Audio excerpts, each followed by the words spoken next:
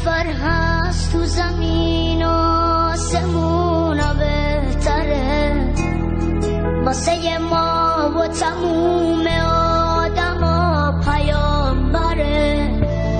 عاشق نگاه پاک و خنده‌های مجاز بهترین بنده و آفریده خوب خداست اون محمد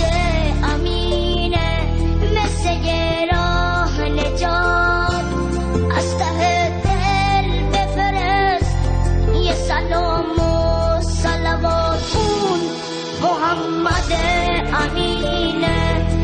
مثل یه راه نجات از ته دل بفرست یه سلام و صلوات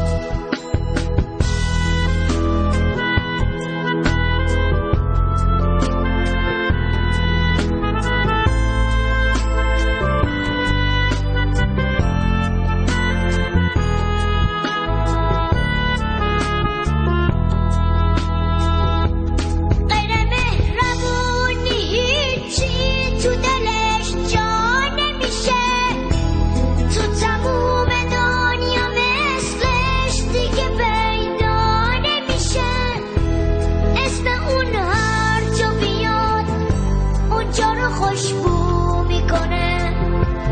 همه دنیامونو از این رو به اون رو میکنه اون محمد امینه مثل یه راه نجات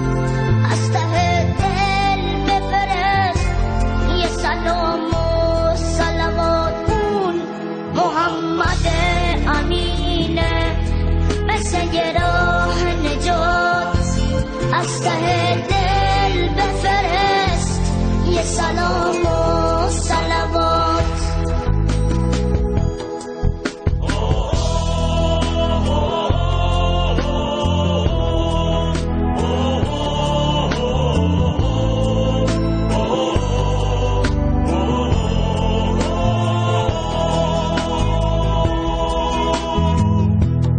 از همون وقتایی که کوچیک بودم یادم میاد از ته دلم من عاشقش بودم خیلی زیاد پدرم تو گوشم آروم اسمشو میگفته دل من با هر اذان به یاد اون میفته